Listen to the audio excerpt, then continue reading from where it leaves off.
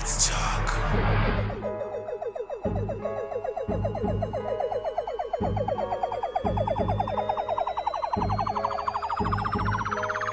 Let's talk.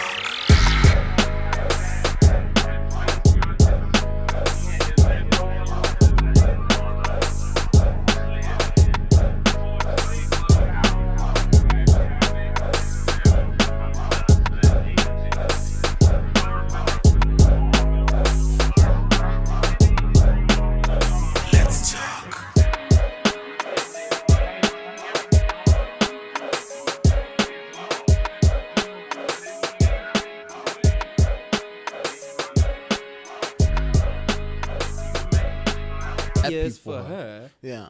What I interpreted from what she's saying was like, that's half a decade of unhappiness. Yeah, dude.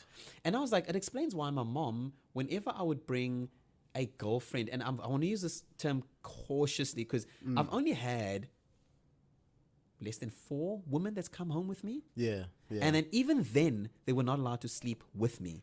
in the same room. Yeah, this is, we did warn you it's going to be a blunt interview. Yeah. So no sleeping in the same room.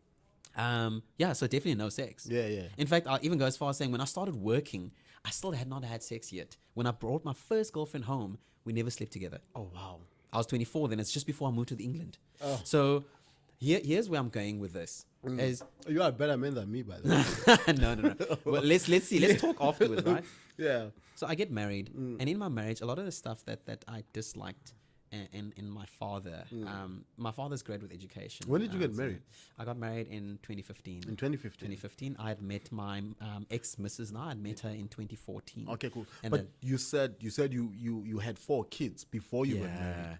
Yeah. So someone obviously was irresponsible in learning how to use a condom. Arthur, sorry, man. I know Arthur taught me and be like, Gerry, one of the things I hate about you, this is my friend Arthur. One of the things I hate about you, for an educated man, you're actually so irresponsible and dumb sexually. I own it. I own it. Yeah. And I'm not proud of it, by the way.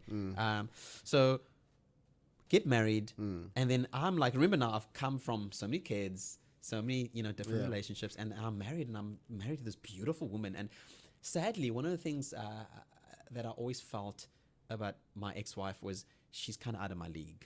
Oh. She's pretty. She's stunning woman, beautiful woman, young as well. She also has a beautiful history, but also quite an injured past. In any event, so I marry my wife, and we have a beautiful 18 months. Yeah.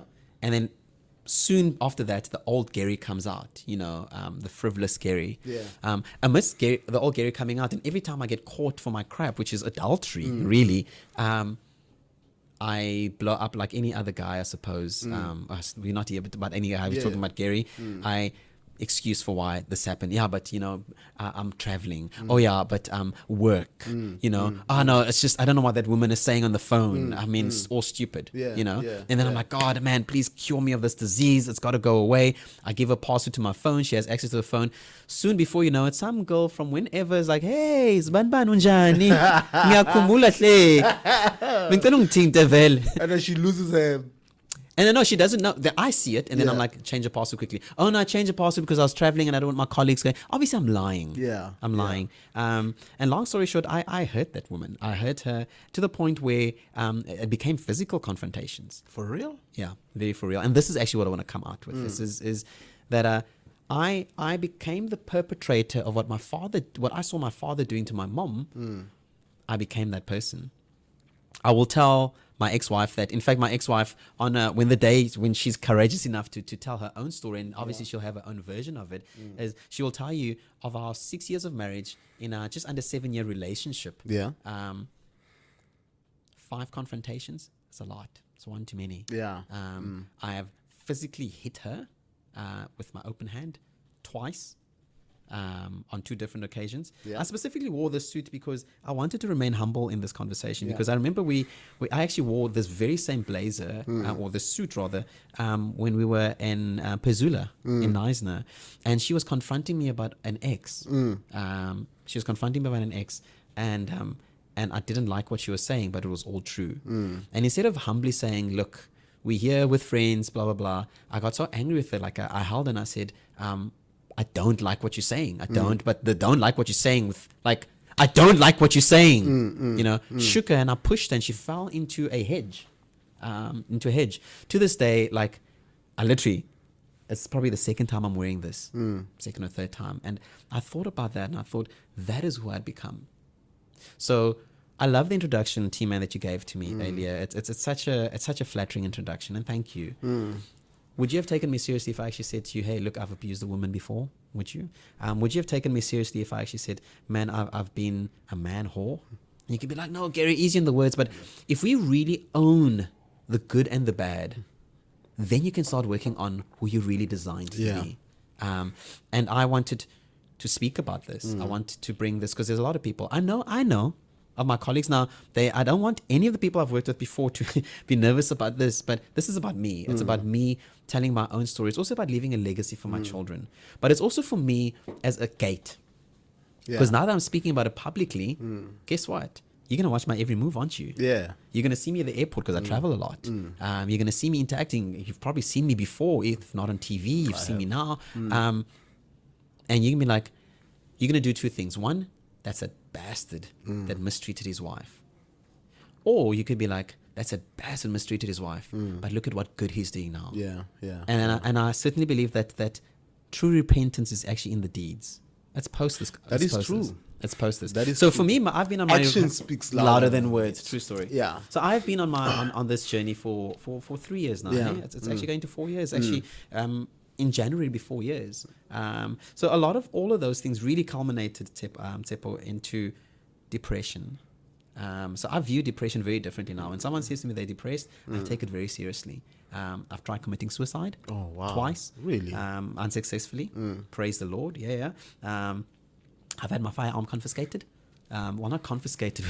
We were traveling, myself and ex-missus and the kids, and we drove to the Eastern Cape, and then we had the firearm there, or I had it rather in the car. And when we got to the airport flying back to Cape Town, I forgot it was in my bag. So there we are in the slow lounge, doing our thing. And then they kept calling. And eventually the police came and fetched me. And they said, listen, you got to go down to, you would know, you got to go down to, what's it, holding area. And then they said, sir, please open your bag. And then as he said that, I was like, I know what it is. And I'm like, I am so sorry. This was not intentional.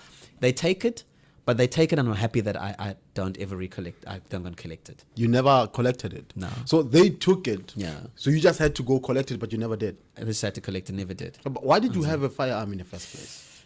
So it's an interesting story. So first, let's put it this way. It is a flesh-piercing pellet gun. A flesh-piercing pellet gun. Yeah, for the record. Looks like a firearm, fires and makes a noise like a firearm. It shoots pellets, pellets the size of a pea. Yeah. Small peas. Yes. Literally like, so that's tiny. This is just... And this can kill you. So, I mean, if you hold it to someone's head and you pull the trigger, it will definitely pierce their skull. But this was for protection. Why?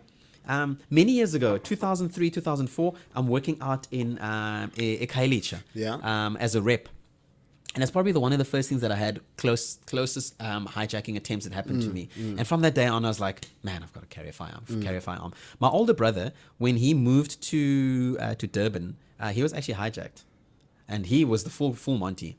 So when that incident happened to me in Khayelitsha, I was like, hell no, I want to be prepared next time. My brother was hijacked, shame, and Lord bless his soul. He's still alive, he's still with us. But he was hijacked, and they literally stripped him of all his clothes and left him naked. He was naked. In fact, what happened, the story is actually quite funny but sad. They stop, he sees a lady on the side of the road, like as if it's a baby. This is in KZN. I love my province and my people. So he gives her a lift. They're probably down the road. She pulls a gun and tells him to get out. He gets out. Brand new BMW. It's a Dolphin back in the day. This is in the 90s, late 90s. She drives off. As she drives, he's like, hell no, I just got this car. So he chases. Runs. Chases the car. And they're like, uzenza clever. And I was like, angithi sibamba inkunzi. So fuck him again. Man. So they stopped, undressed him, took all his clothes and drove off.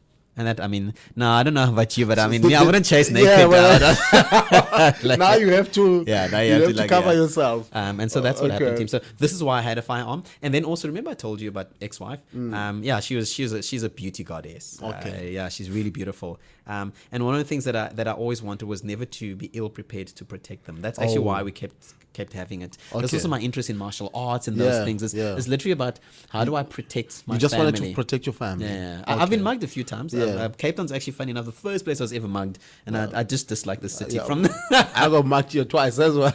Imagine this was like 1993. I was mugged. 1993, I was mugged in Heidelberg, of Okay. all places in the Cape Flats. But anyway, that is actually my story, and that's what I wanted to come out with and say, man, those are the things. And then within my professional career, there's a lot of things a lot of mistakes I've made, like anyone else. But the mistakes that I'm not very grateful for are the ones where I was deliberate, you know, instead of leading, you know, my team, etc. I was deliberate in how do I make my life more cushy? How do I mean, and especially in marketing, we're exposed to a lot of products and stuff. So I help myself to whether it be promotional material, and these things are tiny. You might be like, "Ah, man, it's just a PCAP, it's a lanyard." But they're bold. They bold. They become bigger, etc. So I wanted to put that. Sure, please just before you pass, just before we go forward to business, I want to know more about like your family and your family structure. Oh, sure. Do you understand what I mean? Yeah, of course. You said you have a wife. You had a wife, brother, and you divorced like. What you said 18 months later? No, so we got married, and I was saying the first 18 months was just pure bliss. It was absolutely Gerry was at his best behavior. I mean, it was like in the home, and then the old Gerry that was sort of the player kind of came out, you know. And those are the things I'm not proud of. Okay, cool. How many kids do you have with her? We share two.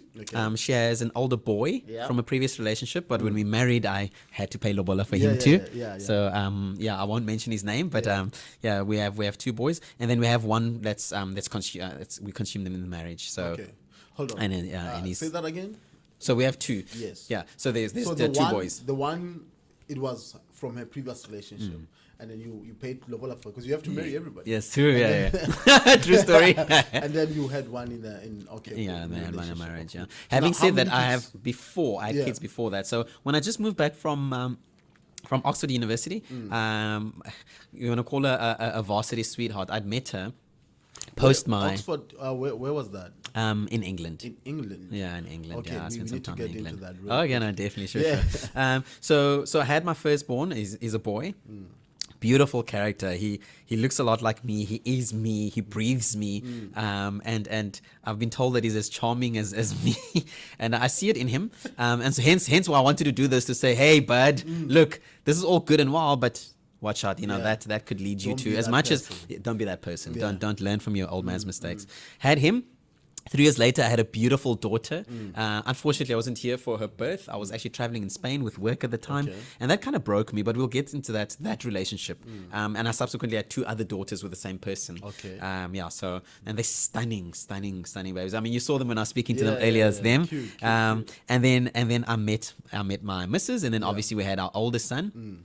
Who happens to be the same age as my daughter from my previous relationship. So they sort of literally 2 months apart, because she's born in December and then his falls in February. And then we had the beautiful little guy. I mean, who's, you know, he's 3, he's turning 4 now in September. Amazing character. So how many kids now?